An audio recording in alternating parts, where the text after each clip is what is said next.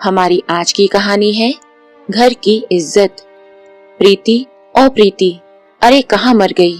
रश्मि ने गुस्से में चिल्लाते हुए अपनी ननद प्रीति को आवाज दी तो 18 वर्षीय प्रीति जल्दी से अपने कमरे से बाहर निकलकर घर के आंगन में आई और बोली, क्या हुआ भाभी?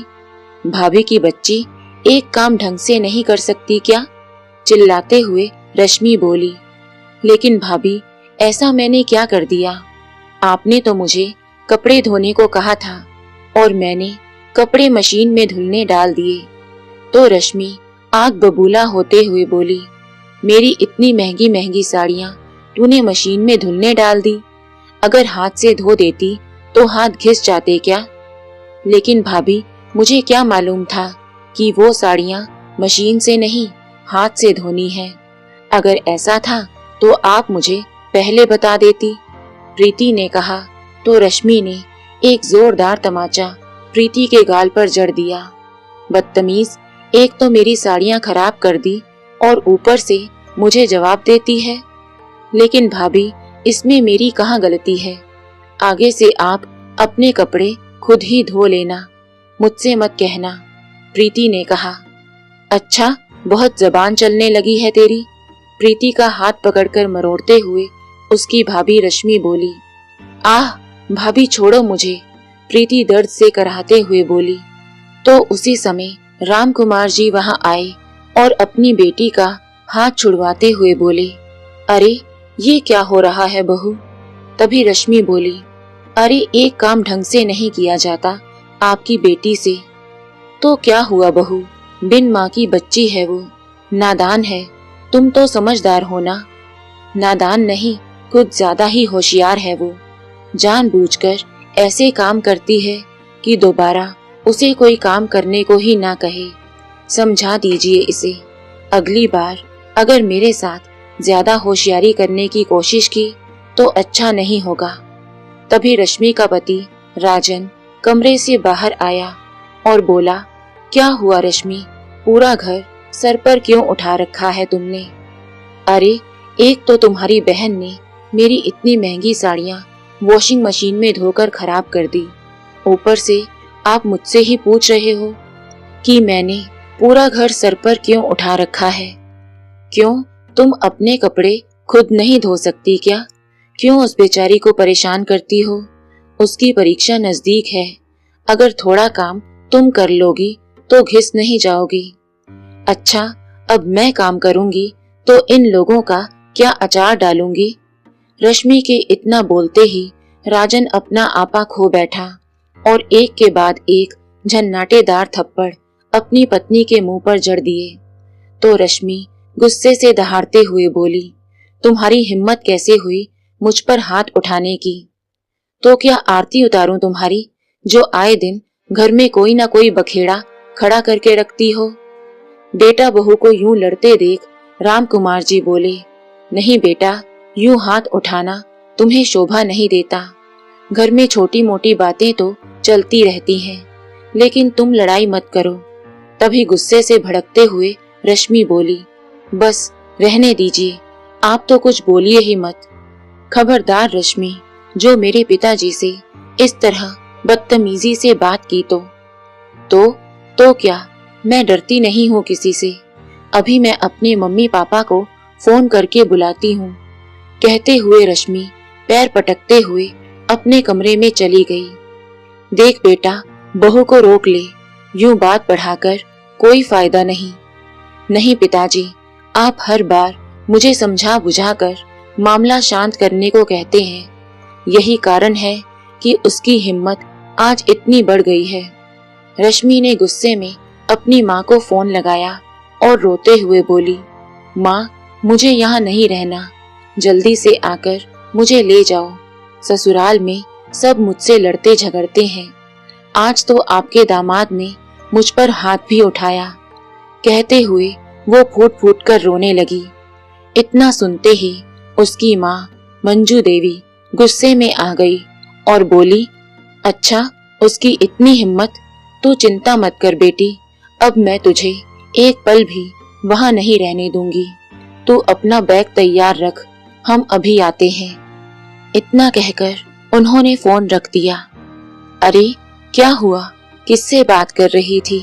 रश्मि के पिता अशोक जी ने पूछा तो मंजू जी बोली, आपकी बेटी का फोन था। आज तो उसके ससुराल वालों ने सारी हदें पार कर दी। उसके घर इतना झगड़ा हुआ कि राजन ने बिना मतलब हाथ उठा दिया मेरी बच्ची पर। क्या मेरी बेटी पर हाथ उठाया उसने? कहते हुए अशोक जी गुस्से में उठ खड़े हुए और तुरंत गाड़ी लेकर अपनी बेटी को लेने निकल गए। थोड़ी ही देर में वे बेटी के ससुराल पहुंच गए। रश्मि, ओ बेटी रश्मि, अशोक जी ने पुकारा। तभी रश्मि बाहर आई और अपने पिता के गले लगकर रोने लगी। नहीं बेटी, रो मत, अब तुझे चिंता करने की कोई जरूरत नहीं है। उसी समय उसके ससुर राम कुमार जी भी बाहर आ गए। नमस्ते भाई साहब, आइए शांति से बैठकर बात करते हैं, राम कुमार जी ने कहा। तो रश्मि के पिता अशोक जी बोले, अरे मैंने अपनी बेटी की शादी की थी इस घर में, बेचा नहीं था जो आप लोग उस पर इतना जुल्म कर रहे हैं। और कहाँ है आपका बेटा, बुलाइए तो उसे जरा। आवाज सुनकर राजन बाहर आया तो अशोक जी बोले, बहुत हाथ पैर चलते हैं तुम्हारे। तुम्हें क्या लगता है रश्मि के आगे पीछे कोई नहीं है? अभी इसके माँ बाप जिंदा है। नहीं पिताजी, आपने सिर्फ एक तरफा बात ही सुनी है। पूरी बात सुनेंगे तभी तो पता लगेगा कि कसूर किसका है। मुझे कोई बात नहीं सुननी तुम लोगों की। चल बेटी, अपना सामान उठा और चल मेरे साथ। नहीं भाई साहब, ऐसा कदम मत उठाइए, हाथ जोड़ते हुए राजन के पिता राम कुमार जी बोले। तो राजन ने कहा, नहीं पिताजी, ले जाने दीजिए इन्हें, अपनी बेटी को। मुझे कोई जरूरत नहीं है इसकी।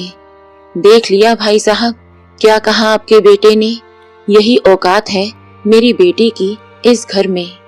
पर मैं भी इसे छोड़ूंगा नहीं, पुलिस में शिकायत करवाऊंगा और ऐसी जेल की हवा खिलाऊंगा कि बाहर निकलने को भी तरस जाओगे तुम लोग। इतना कहकर अशोक जी अपनी बेटी रश्मि को लेकर चले गए।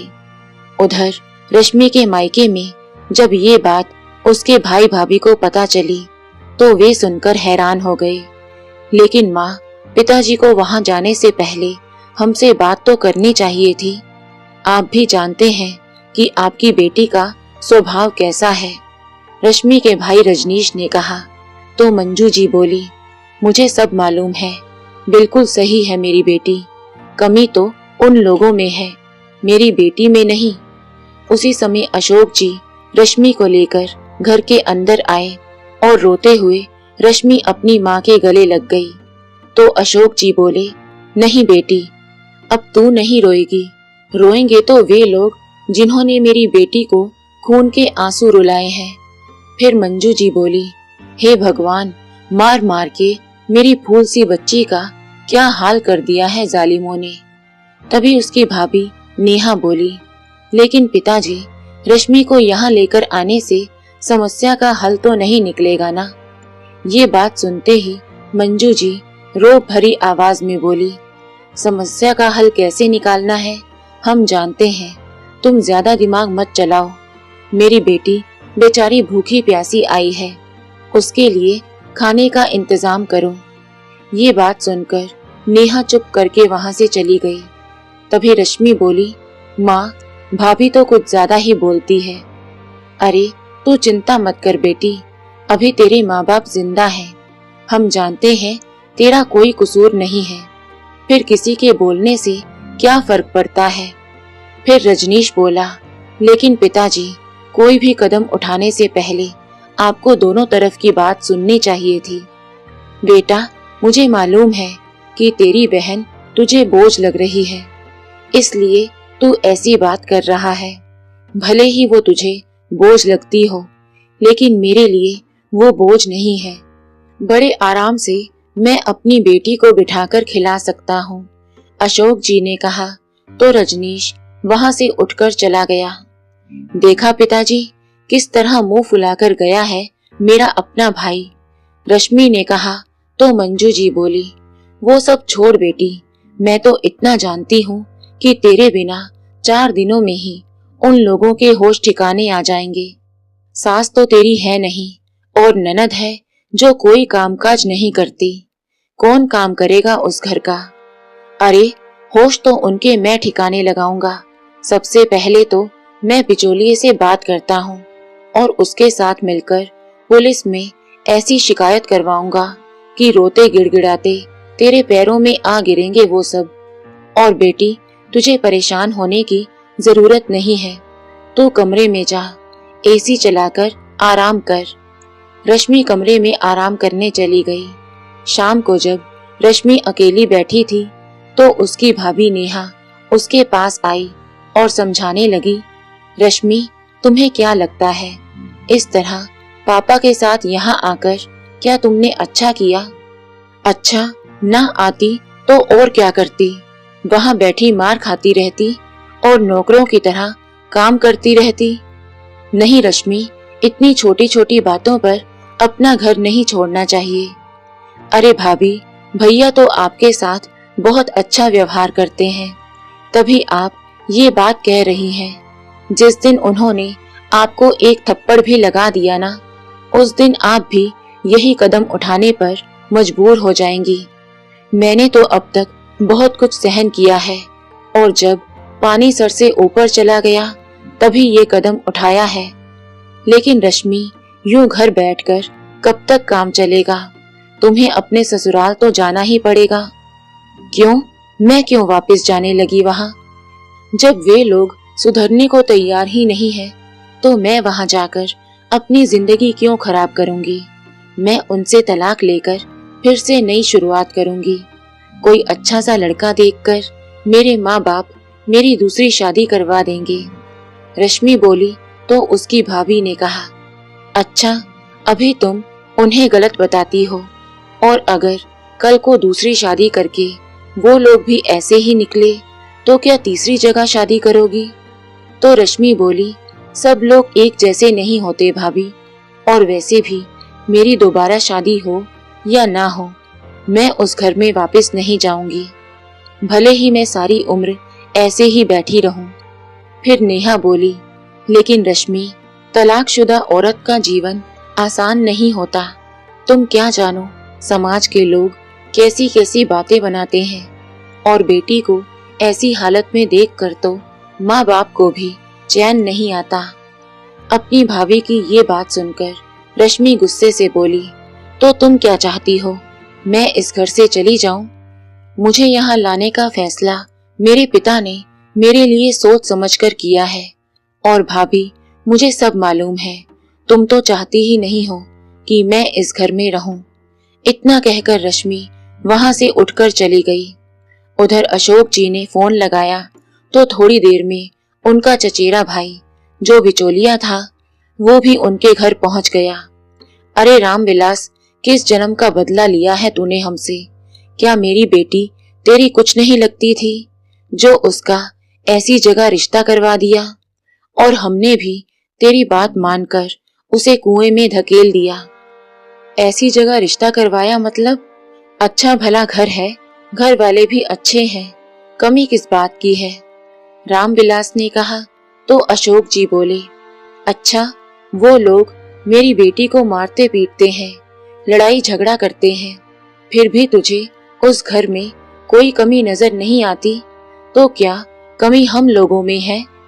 अरे भाई अशोक, घर में छोटी मोटी बात हो जाए तो उसे तो ऐसे ही सुलझा लेना चाहिए। अरे छोटी मोटी बात नहीं, हाथ उठाया है उसने मेरी बेटी पर। बिठाकर समझा भी सकते थे कि आगे से ये गलती मत करना, लेकिन वो तो सीधे मारपीट पर ही उतर आए। अच्छा, उसने हाथ उठाया तो तुम लोगों ने क्या किया? करना क्या था, मैं जाकर ले आया अपनी बेटी को। अपनी बेटी को वहां अकेले कैसे छोड़ सकता था? बस यही तो तुम्हारी गलती है कि बेटी ने फोन किया नहीं और जाकर उसे ले आए। तुम्हारी बेटी को उसकी ननद या ससुर ने तो नहीं मारा ना, उसके पति ने हाथ उठाया, और वो भी कोई बहुत बड़ी गलती की होगी उसने। अगर 1-2 घंटे नहीं जाते तो मामला अपने आप ही शांत हो जाता, और फिर अगर लेने भी गए तो कम से कम बैठकर पूछना तो चाहिए था कि क्या बात हुई। लेकिन तुमने तो पुलिस में कंप्लेंट करने की धमकी देकर मामले को और ज्यादा उलझा दिया। रामविलास की ये बात सुनकर अशोक जी सोच विचार में पड़ गए। फिर रामविलास जी बोले, अब मेरी बात ध्यान से सुनो। अब तक जो हुआ सो हुआ। अब शांति से रश्मि बेटी को उसके ससुराल वापस भेज दो। अरे, इतना कुछ होने के बाद भी तुम मुझे अपनी बेटी को वहां भेजने को कह रहे हो। अगर उन्होंने वापस उसके साथ मारपीट की तो? देखो भाई अशोक, ठंडे दिमाग से काम लो। जो सही है मैं वही कह रहा हूँ। मैंने राम कुमार जी से भी बात की है। अब कोई ऐसी बात नहीं होगी। ठीक है रामविलास, तुम्हारे कहने पर मैं रश्मि को वापस भेज देता हूँ। लेकिन अगर दोबारा कोई ऐसी बात हुई तो मैं किसी की नहीं सुनूंगा। रामविलास जी के बार बार कहने पर अशोक जी अपनी बेटी को ससुराल वापस भेजने को तैयार हो गए और अगले दिन उसे रामविलास जी के साथ उसके ससुराल भेज दिया। अरे चाचा, आप यहाँ कैसे? रामविलास जी को अपने घर में देखकर राजन बोला तो रामविलास जी ने कहा, बेटा, तुम्हारी अमानत तुम्हें सौंपने आया हूँ। उसी समय रश्मि घर के अंदर आई तो उसे देखते ही राजन बोला, नहीं चाचा, अब ये इस घर में नहीं रह सकती। जहाँ से लाए हैं वहीं वापस ले जाइए। तभी राम कुमार जी बाहर आए और बोले, अरे बेटा, ये तू कैसी बातें कर रहा है? बहू वापस आ गई है तो तुम शांति से अपना घर बसाओ। नहीं पिताजी, आपको मालूम है ना कि रश्मि के पापा ने हमें क्या कहा था। अरे बेटा, गुस्से में इंसान क्या कुछ नहीं कहता। अब पिछली बात को भूलकर नए सिरे से जिंदगी शुरू करो। राम कुमार जी ने कहा तो राजन बोला, ठीक है, लेकिन इसे कह दीजिए कि अगर यहाँ रहना है तो काम तो खुद ही करना पड़ेगा। मेरी बहन इसके हाथ में खाने की थाली नहीं देगी। तो रामविलास जी बोले, अरे ये भी कोई बात हुई? उसका खुद का घर है तो काम क्यों नहीं करेगी? तो राम कुमार जी बोले, अरे ननद भाभी मिलकर काम कर लेंगे, कोई परेशानी नहीं होगी। बहू, तुम अंदर जाओ। किसी तरह राम कुमार जी ने बात संभाली और अपनी बेटी को आवाज देते हुए 2 कप चाय बनाने को कहा। अरे नहीं, अब मैं चलता हूँ, बच्चों का ख्याल रखिएगा, कहते हुए रामविलास जी वहां से चले गए। उधर बेटी को ससुराल भेजकर अशोक जी अपनी चारपाई पर आराम फरमा रहे थे। तभी उनके पास उनके साले का फोन आया और बोला, अरे जीजा जी, मुझे पता चला कि रश्मि बिटिया आई है। हाँ भाई, आई तो थी, अभी थोड़ी देर पहले ही अपने ससुराल वापस भेजा है उसे। अरे, उन्होंने तुम्हारी बेटी पर हाथ उठा दिया और तुमने उसे वापस भेज दिया। उन लोगों को जेल की हवा खिलानी चाहिए थी। हाँ भाई, चाहता तो मैं भी यही था, लेकिन अपने भाई के कहने पर मैं समझौता करने को तैयार हो गया। लेकिन जीजा जी, रश्मि बेटी भी मार खाकर कितने दिन वहां रहेगी? घर तो तब बसेगा ना जब दोनों तरफ से कोशिश हो। हाँ भाई, बात तो सही है, अशोक जी बोले तो उनके साले ने कहा, अब अगर वो लोग ठीक से रहते हैं तो ठीक, नहीं तो इस बार उनकी अक्ल ठिकाने लगा देंगे। कोर्ट केस करवाकर अगर उन्हें नाक रगड़ने पर मजबूर नहीं किया तो मैं भी लड़की का मामा नहीं। ठीक है जीजा जी, अब मैं फोन रखता हूँ, कोई जरूरत हो तो बताइएगा। आज रश्मि को अपने ससुराल आए हुए 2 दिन बीत चुके थे। सुबह के समय राम कुमार जी ने रश्मि को आवाज देते हुए कहा, अरे रश्मि बेटी, जल्दी से मेरे लिए नाश्ता बना दो, आज मुझे खेत में जल्दी जाना है। प्रीति बेटी तो अपनी परीक्षा देने गई है, नहीं तो मैं उसे कह देता। अपने ससुर की इतनी बात सुनते ही रश्मि नींद से जागी और गुस्से से पैर पटकते हुए बाहर आई। हाँ तो क्या हुआ, रसोई घर को ताला तो नहीं लगा? खुद जाकर 2 रोटी बनाकर खा लो। मैं यहाँ किसी की नौकरानी नहीं हूँ जिसे जब ऑर्डर दिया और काम करवा लिया। अरे बेटी, इसमें नौकरानी वाली कौन सी बात हो गई? 2 रोटियां ही तो बनानी है। 2 रोटियां हो या 4, मुझसे नहीं पकाई जाती। जिसे खानी हो खुद जाकर पका लो, चिल्लाते हुए रश्मि ने कहा। तो राजन आवाज सुनकर बाहर आया। क्या हुआ पिताजी, आज फिर कोई बात हो गई क्या? अरे बेटा, मैंने तो सिर्फ 2 रोटी पकाने को कहा था। तो फिर? राजन ने पूछा तो रश्मि चिल्लाई। फिर क्या, मैं किसी की नौकरानी नहीं हूँ जो इशारों पर नाचती फिरूं। जिसे खाना खाना है खुद जाकर पका ले। रश्मि के इतना कहते ही राजन ने उसके गाल पर एक जोर का थप्पड़ जड़ दिया। ना बेटा, उसे मारता क्यों है? यूं लड़ाई झगड़ा करके अपना घर क्यों बिगाड़ते हो? राम कुमार जी अपने बेटे को रोकने की कोशिश करने लगे तो रश्मि उल्टा उन पर ही भड़क पड़ी। अरे, घर तो मेरा तुम लोगों ने बिगाड़ रखा है। इस लड़ाई झगड़े की जड़ सिर्फ और सिर्फ तुम बाप बेटी हो। रश्मि की इतनी बात सुनते ही राजन ने गुस्से में आकर उसे एक और तमाचा जड़ दिया। फिर रश्मि गुस्से से आग बबूला होते हुए बोली, जिन हाथों से तुमने मुझे मारा है ना, उन्हीं हाथों से जेल की चक्की ना पिसवाई तो मेरा नाम भी रश्मि नहीं। इतना कहते हुए रश्मि ने अपना बैग पैक किया और वापस अपने मायके चली गई। उधर उसके मायके में उसकी भाभी नेहा सबके लिए गरम गरम पराठे बनाकर सबको परोस रही थी और परिवार के सभी लोग उसके बनाए खाने की तारीफ कर रहे थे। तभी अचानक अपने सामने रश्मि को देखकर सभी हैरान रह गए।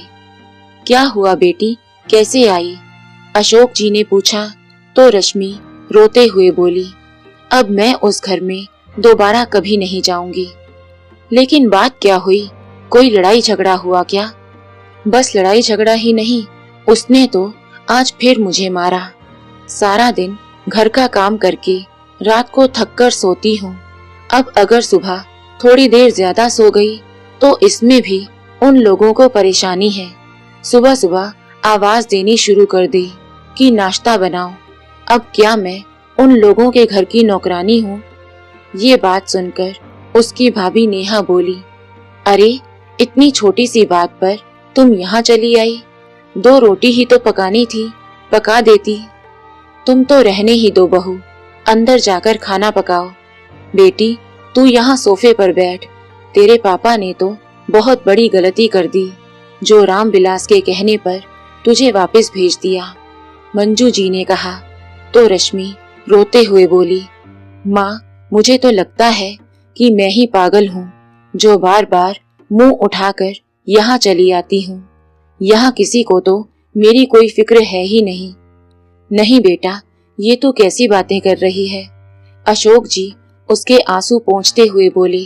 तो रश्मि बोली, आपको क्या पता सारा दिन मैं घर का कितना काम करती हूँ, ये सोचकर कि किसी तरह मेरा घर बस जाए। लेकिन वो लोग तो घर बसाना ही नहीं चाहते। नहीं बेटी, कोई जरूरत नहीं है किसी काम को हाथ लगाने की। बेटी है तू मेरी, किसी के घर की नौकरानी नहीं जो सारी उम्र उनकी गुलामी करती रहेगी, मंजू जी ने कहा। तो रश्मि बोली, बस अब मैं कुछ नहीं जानती, मैं तो उन पर केस करके ही दम लूंगी। अब मैं किसी के कहने पर भी वहां नहीं जाने वाली। वो लोग तो हर बार यही सोचेंगे ना कि पहले तो आकर सीना चौड़ा करके अपनी बेटी को ले जाते हैं और उसके बाद खुद ही उसे वापस छोड़ने आ जाते हैं। इस तरह तो सारी उम्र वे मुझ पर अपना हुक्म ही चलाते रहेंगे। ना बेटी, तू चिंता मत कर, अब वही होगा जो तू चाहेगी, अशोक जी ने कहा। तो रश्मि भड़क उठी, बस पापा, आप हमेशा यही कहते हो लेकिन फिर से मुझे उस नर्क में भेज देते हो। नहीं बेटी, ये तू कैसी बात कर रही है? इस बार तो मैं उन लोगों को छोड़ूंगा नहीं, अशोक जी गुस्से से बोले। तो मंजू जी ने कहा, मैं तो कहती हूँ कोर्ट केस करो उन लोगों के खिलाफ और ऐसी ऐसी धाराएं लगवाओ कि वो जेल में ही सड़ते रहें। अक्ल ठिकाने आ जाएगी उन लोगों की। उनके जुल्म के कारण मेरी बच्ची बेचारी सूख कर आधी हो गई है। फिर अशोक जी रश्मि से पूछने लगे, बेटी तूने तो अपना मन बना लिया है ना? कहीं ये ना हो कि कोर्ट केस करके तू अपने फैसले से पीछे हट जाए। नहीं पापा, मैं क्यों पीछे हटने लगी? मैं तो खुद उन लोगों से दुखी हूँ। जितनी जल्दी हो सके मुझे तो उनसे छुटकारा चाहिए बस। तो ठीक है बेटी, मैं आज ही वकील से बात करके आता हूँ। इतना कहकर अशोक जी वहां से उठकर चले गए। तो रश्मि बोली, माँ बड़ी भूख लगी है, ये भाभी अभी तक खाना लेकर क्यों नहीं आई? नेहा बहू खाना नहीं बना क्या अभी तक? बना भी रही हो या रसोई में ही जाकर सो गई? अभी लाई माँ जी, कहते हुए नेहा जल्दी से प्लेट में खाना परोसकर ले आई। लो बेटी, आराम से बैठकर खाना खाओ और खाना खाकर अंदर जाकर आराम करो, बाकी सब हम देख लेंगे। रात को सारा काम निपटाकर थकी हारी नेहा अपने कमरे में आकर बैठी तो देखा उसका पति रजनीश अभी तक लैपटॉप पर अपने ऑफिस का कुछ काम कर रहा था। तो नेहा बोली, अरे थोड़ा बहुत घर पर भी ध्यान दिया करो। क्यों, क्या हो गया? रजनीश बोला। क्या हो गया? अरे आपकी बहन घर पर आकर बैठी है और आप उसे कुछ समझाते ही नहीं। तो रजनीश बोला, तुम क्या कहना चाहती हो? क्या मैं उसे घर से बाहर निकाल दूं? नहीं जी, मेरा ये मतलब नहीं है। मैं तो बस इतना कहना चाहती हूँ कि आप लोग सिर्फ एक तरफा बात ही सुन रहे हो। कम से कम उन लोगों की बात भी तो सुनो। ताली कभी एक हाथ से नहीं बजती। देखो नेहा, पिछली बार रश्मि घर आई थी तो हमने उसे समझा बुझाकर वापस भेजा था ना। अगर वो लोग अब बार बार उसे मारते ही रहेंगे तो हम कब तक बर्दाश्त करेंगे? रजनीश ने कहा। तो नेहा उसे समझाते हुए बोली, मैं तो केवल इतना ही कहना चाहती हूँ कि उसके पति राजन को हम सभी अच्छी तरह जानते हैं। अगर दोबारा उसने रश्मि पर हाथ उठाया है तो कोई बहुत बड़ा कारण होगा। अब मैं भी तो यहाँ अपने ससुराल में रह रही हूँ। आपने तो कभी मुझ पर हाथ नहीं उठाया। कोई ना कोई बात जरूर है जो ये लड़ाई हो रही है। अरे नेहा, लेकिन वो अपने घर आकर बैठी है।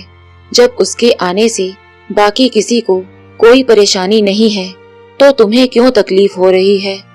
मैं तो इसलिए परेशान हूँ क्योंकि मुझे मालूम है कि उसकी तरफदारी करके तुम उसे हमेशा के लिए यहीं बिठा दोगे। अरे अगर अपने मायके में रहकर 2 वक्त की रोटी खा भी लेगी तो तुम्हें इस बात से क्या दिक्कत है? दिक्कत 2 रोटी की नहीं है। अब पिताजी कहते हैं कि मैं कोर्ट केस करूंगा। क्या कोर्ट केस में दुनिया हमारा तमाशा नहीं देखेगी? तो होने दो कोर्ट केस, एक बार पता लगने दो उन लोगों को भी कि कैसे किसी की बेटी पर हाथ उठाते हैं। अरे पता उन्हें नहीं, पता तो आपको चलेगा। कोर्ट केस में परेशानी तो आप लोगों को भी होगी, ढेरों पैसे खर्च होंगे सो अलग। मैं तो बस इतना कहती हूँ कि कम से कम एक बार उन लोगों की बात सुन लो। केवल अपनी बेटी की बात सुनकर फैसला लेना सही नहीं है। अरे जब उन लोगों को ही इसकी जरूरत नहीं है तो हम क्यों जाएं उनसे बात करने? उसे तलाक दिलवाकर हम उसकी शादी कहीं और कर देंगे। अभी उसकी कौन सी उम्र निकल चुकी है। अच्छा बस यही काम करते रहेंगे। वहां से लाकर यहाँ बिठा दिया और यहाँ से ले जाकर दूसरे घर में भेज दिया। क्यों अपनी बेटी की जिंदगी बर्बाद कर रहे हैं? अभी कुछ नहीं बिगड़ा, सोच समझकर फैसला लो। अरे मुझे सब पता है, उसके यहाँ रहने से तुम्हें तकलीफ हो रही है, तुम्हारा काम बढ़ गया है इसलिए तुम ये सब बोल रही हो। और वैसे भी सही गलत देखने के लिए हम लोग यहाँ बैठे हैं, तुम अपने काम से मतलब रखा करो।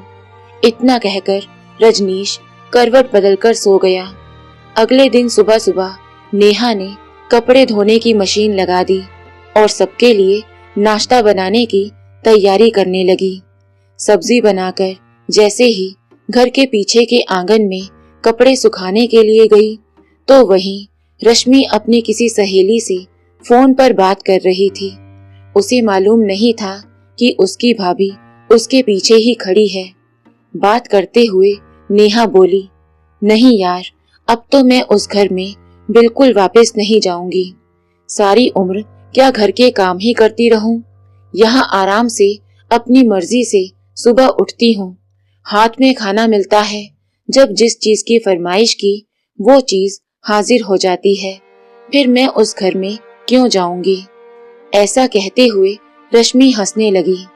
उसकी कुटिल हंसी नेहा के कानों में तीर की तरह चुभ रही थी। फिर रश्मि बोली, अरे भाभी का क्या है, उसे तो आदत है दिन भर घर का काम करने की। उसकी क्या मजाल है जो मेरे माँ पापा के आगे जबान भी खोल सके। इतनी बात सुनकर नेहा का चेहरा गुस्से से लाल हो गया और बोली, अच्छा तो ये बात है, तुम वहां से सिर्फ इसलिए आई हो कि वहां काम करना पड़ता है और यहाँ रहते हुए तो तुम्हारी ऐश ही ऐश है। तो रश्मि बोली, देखो भाभी, ये घर मेरे माँ बाप का है और मैं पूरे हक से इस घर में रह सकती हूँ। आप कौन होती हैं मुझे कुछ कहने वाली? अच्छा, अब मुझे समझ में आया कि आपको इतनी जलन क्यों हो रही है। मैं यहाँ आराम से बैठी हूँ और आपको दिन भर काम करना पड़ता है। जलन तो होगी ही, लेकिन कोई और रास्ता भी तो नहीं है आपके पास, काम तो करना ही पड़ेगा। रश्मि की इतनी बात सुनते ही नेहा बोली, अच्छा हुआ जो तुम्हारी असलियत मेरे सामने आ गई। बहुत सेवा कर ली तुम्हारी, बहुत खिला दिया तुम्हें बिठाकर। अब तुम्हें खुद ही अपनी रोटी पकानी पड़ेगी और फिर खानी पड़ेगी। मैं तुम्हारी नौकरानी नहीं हूँ जो दिन भर तुम्हारी सेवा में लगी रहूं। तो रश्मि बेशर्मी से बोली, ठीक है भाभी, अगर आप नहीं बनाओगी तो माँ बना देगी।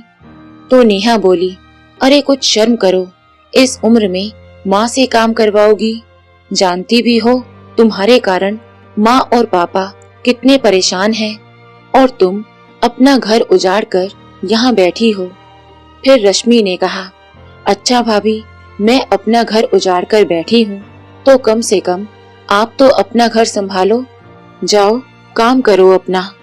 मैं तो यहाँ अपना घर संभाल ही रही हूँ, तुम्हारी तरह हर 2 दिन बाद अपना बैग उठाकर अपने मायके नहीं चली जाती। अभी ये बात हो ही रही थी कि रजनीश वहाँ आया और बोला, अरे क्या हुआ नेहा, क्यों इतनी जोर जोर से चिल्ला रही हो? क्यों मेरी बहन को दुखी कर रही हो? अच्छा, मैं आपकी बहन को दुखी कर रही हूँ या इसने हम सबको परेशान कर रखा है? नेहा चिल्लाई तो रश्मि बोली, इसे तो मेरे यहाँ रहने से परेशानी है। अच्छा तो क्यों ना हो परेशानी, क्या मैं नौकर हूँ जो सारा दिन इस घर का काम करती रहूं? अगर तुम्हारी बहन इस घर में रहेगी तो मेरे साथ घर का सारा काम करवाएगी। इतना सुनते ही रजनीश ने अपनी पत्नी नेहा को एक तमाचा लगा दिया।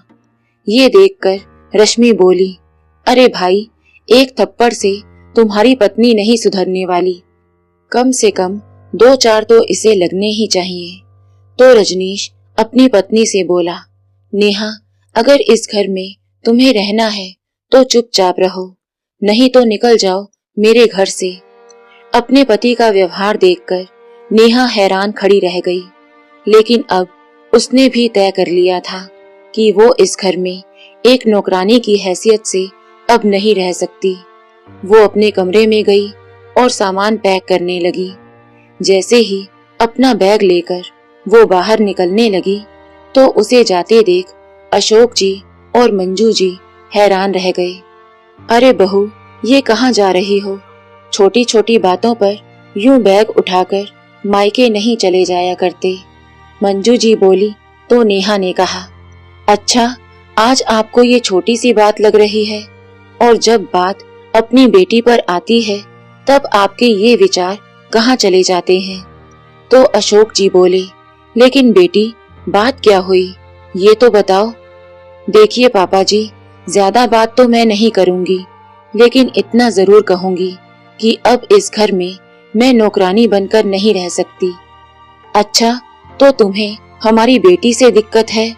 अशोक जी ने कहा तो नेहा बोली, अरे मुझे आपकी बेटी से परेशानी नहीं है, बल्कि वो तो अपने आप में एक परेशानी है। अरे माँ बाप तो अपनी बेटी को समझाया करते हैं, उसका घर बसाने की सोचते हैं कि बेटी कोई बात नहीं, छोटी मोटी बातें तो घर में होती रहती हैं, लेकिन यहाँ तो आप ही उसका घर उजाड़ने में लगे हुए हैं और उसके घर के साथ साथ मेरा घर भी उजड़ रहा है। क्या आज तक मैंने आप लोगों के सामने कभी ऊंची आवाज में बात की? लेकिन आज बात हद से ज्यादा बढ़ चुकी है। बहू की बात सुनकर अशोक जी बोले, तो ठीक है, अगर तुम्हें हमारी बेटी से इतनी परेशानी है तो जाओ अपने घर, हम अपनी बेटी को बिठाकर खिला सकते हैं। इतनी बात सुनकर नेहा वहां से चली गई। नेहा के जाने के बाद मंजू जी बोली, अरे ये आपने क्या किया? बेटी का घर तो उजड़ ही चुका था, अब तो हमारे बेटे का घर भी खराब हो रहा है। तो अशोक जी ने कहा, होता है तो हो जाने दो, लेकिन मेरी बेटी को कोई परेशान करे ये मैं बिल्कुल सहन नहीं करूंगा। एक सप्ताह बीत चुका था। मंजू जी, जिन्हें पहले से ही अस्थमा की शिकायत थी, सारा दिन घर का काम करते करते उनकी तबीयत और भी बिगड़ने लगी, जिस कारण उन्होंने अपनी बेटी रश्मि को खाना बनाने और कपड़े धोने को कह दिया। अब तो घर का काम करते करते रश्मि की आंखें बाहर आने लगी। बड़ी मुश्किल से सारा काम निपटा कर बैठी तो मंजू जी बोली, बेटी रश्मि, तेरे पापा को गैस की शिकायत हो रही है, उनके लिए थोड़ी खिचड़ी बना देना। इतना सुनते ही रश्मि गुस्से से बोली, माँ, आप लोगों ने तो मेरा जीना हराम करके रख दिया है, इतना काम तो आप खुद भी कर सकती हैं ना। लेकिन बेटी, एक हफ्ता हो गया तेरी भाभी को यहाँ से गए हुए, अब तक तो मैं ही काम कर रही थी। 2 दिन तुझे काम करना पड़ा तो तू मुझे बातें सुनाने लगी। बातें ना सुनाऊं तो और क्या करूं, थक गई हूं मैं इस घर का काम करते करते, रश्मि ने कहा। तो उसकी माँ बोली, ठीक है बेटा, थोड़ी देर आराम कर ले, उसके बाद बना देना। तो रश्मि गुस्से से चिल्लाते हुए बोली, सुबह से आप भी तो आराम ही कर रही हो, तो आपसे जरा सी खिचड़ी भी नहीं बनाई जाती? बेटी, मेरी तबीयत ठीक होती तो मैं ही बना लेती, बहुत कमजोरी महसूस हो रही है। अरे खिचड़ी बनानी है, कोई पहाड़ नहीं तोड़ना, थोड़ा सा चल फिर लोगी तो कोई आफत नहीं आ जाएगी। तभी अशोक जी बाहर आए और बोले, अरे रश्मि बेटी, मेरे लिए 1 गिलास पानी तो गर्म कर देना, मुझे दवाई खानी है। और हाँ, ये मेरा कुर्ता पायजामा भी इस्त्री कर देना, मुझे जरा बाहर जाना है। ऐसा कहते हुए अशोक जी ने अपने कपड़े रश्मि को दिए, लेकिन काम करने की बात सुनते ही रश्मि गुस्से से फूट पड़ी। जिसे देखो दिन भर रश्मि रश्मि के नाम की रट लगाए रहता है, 2 मिनट भी चैन से नहीं बैठने देते मुझे। सुबह से पूरे घर का काम कर करके थक गई हूँ। अरे बेटी, ये तू कैसी बात कर रही है? तेरी माँ की तबीयत ठीक नहीं है, इसलिए तुझे कह दिया काम करने को। पिता की इतनी बात पर रश्मि ने स्पष्ट तौर पर कह दिया कि अब मैं घर का कोई काम नहीं करूंगी, और फिर अपने पिता के कपड़े अपनी माँ की ओर फेंकते हुए बोली, पकड़ो इसे, मुझसे नहीं होते इस्त्री विस्त्री, और पैर पटकती हुई अपने कमरे में सोने चली गई। अपनी बेटी का ये व्यवहार देखकर अशोक जी और मंजू जी हक्के बक्के खड़े रह गए। तुम्हारी बेटी का दिमाग खराब हो गया है क्या, जो इस तरह की बातें कर रही है? हमने तो आज तक कभी उससे ऊंची आवाज में बात तक नहीं की। इतना प्यार दिया था हमने अपनी बेटी को, और अब बहू के जाने के बाद ये हमारे साथ इतना बुरा बर्ताव कर रही है। तो मंजू जी ने कहा, इसके कारण हमारी बहू भी नाराज होकर अपने मायके चली गई। उसके माँ बाप को एक बार फोन करके देख लेते हैं, क्या पता वो वापस आ जाए। तो अशोक जी बोले, समझ नहीं आता क्या करूं, इधर ये परेशानी है तो दूसरी ओर कोर्ट केस में वकील इतना पैसा मांग रहे हैं कि अब तो जेब भी खाली होने लगी है। कितने ही लोगों से सलाह ले चुका हूँ, सबने यही कहा है कि अपनी बेटी को समझा बुझाकर उसके ससुराल वापस भेज दो। ना जाने किसकी नजर लग गई है हमारे घर को। अच्छे भले हंसी खुशी से हम लोग रह रहे थे। जब से रश्मि लड़ झगड़ कर यहाँ आई है, तब से हमारे घर की शांति ही खत्म हो गई है। अब तो मुझे लगता है कि हमने अपनी बेटी को यहाँ लाकर कोई गलती कर दी। जिस तरह से ये कैंची की तरह जबान चलाती है, मुझे तो यही लग रहा है कि सारा कसूर इसका ही निकल कर आएगा। मैं जाकर गांव के सरपंच से बात करता हूँ। इतना कहकर अशोक जी अपने बेटे रजनीश को साथ लेकर सरपंच के पास गए और सारी बात बताते हुए बोले, मैं कोर्ट केस में हाथ तो फंसा बैठा, लेकिन अब वकील मुंह खोलकर पैसे मांग रहे हैं। इतना पैसा मैं कहाँ से लाऊं? तो सरपंच जी बोले, अरे भाई, ये केस वेस सब छोड़ो और अपनी बेटी को उसके ससुराल भेज दो। अरे सरपंच जी, ये कैसी बातें कर रहे हैं? वो लोग फिर उसे मारना शुरू कर देंगे। तो सरपंच जी बोले, ऐसी बात नहीं है, मुझे तो स्पष्ट तौर पर तुम्हारी गलती नजर आ रही है। अरे हमारी गलती कैसे हो गई? अपनी बेटी को मार खाते देख कोई माँ बाप कैसे सहन कर सकते हैं? तो रजनीश बोला, जरा सी लड़ाई हुई नहीं थी और पिताजी ने रश्मि को लाकर घर बिठा दिया। किसी की सुनते ही कहाँ है पिताजी। तो सरपंच जी बोले, अरे बेटा रजनीश, अगर तेरे पिता किसी की नहीं सुनते तो तूने क्या किया? तूने भी तो अपनी पत्नी को मार पीट कर भगा दिया। ये बात सुनकर रजनीश की नजरें नीचे झुक गई।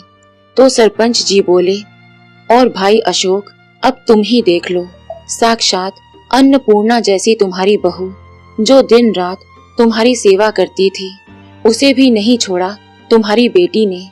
4 दिन में ही अपने भाई भाभी में फूट पड़वा दी उसने। तो अपने ससुराल वालों का वो क्या हाल करती होगी। और वैसे भी मैं राम कुमार और उसके बेटे को अच्छी तरह जानता हूँ, बहुत अच्छे लोग हैं वो। लेकिन सरपंच जी, अब आप हमें सलाह दीजिए कि हमें आगे क्या करना चाहिए। तो सरपंच जी बोले, मेरी तो यही सलाह है कि सबसे पहले तो अपनी बेटी को समझाओ कि उसे ससुराल में कैसे रहना चाहिए, क्योंकि सारी गलती उसकी है, और उसे अच्छी सीख देकर उसके ससुराल लेकर जाओ। ये सुनकर अशोक जी बोले, अरे लेकिन मैं उन लोगों से नजरें कैसे मिलाऊंगा? अरे भाई अशोक, नजरें तो मिलानी पड़ेंगी और उनसे माफी भी मांगनी पड़ेगी। आखिरकार बेटी तुम्हारी है और बेटी का घर बसाने और उजाड़ने में माँ बाप का ही सबसे बड़ा हाथ होता है। और हाँ, एक बात और, जाकर के अपनी बहू से भी माफी मांगो और उसे सम्मान के साथ अपने घर वापस लेकर आओ। सरपंच से बात करके अशोक जी जैसे ही अपने घर में वापस आए तो मंजू जी पूछने लगी, क्या हुआ, क्या कहा सरपंच जी ने? वो सब मैं बाद में बताता हूँ, सबसे पहले मुझे एक जरूरी काम करना है।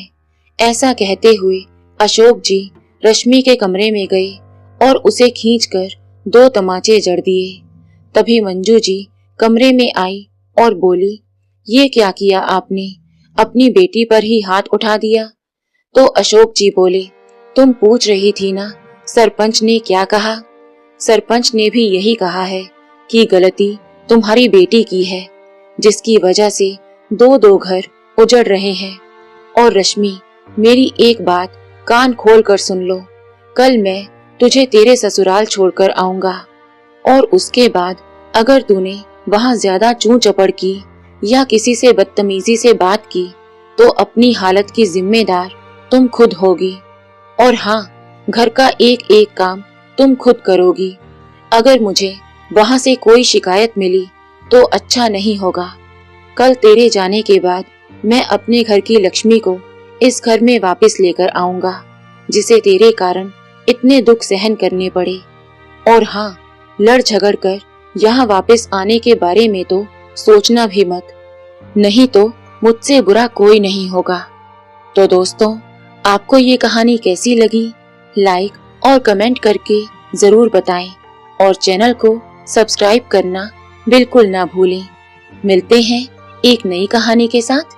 बहुत बहुत धन्यवाद।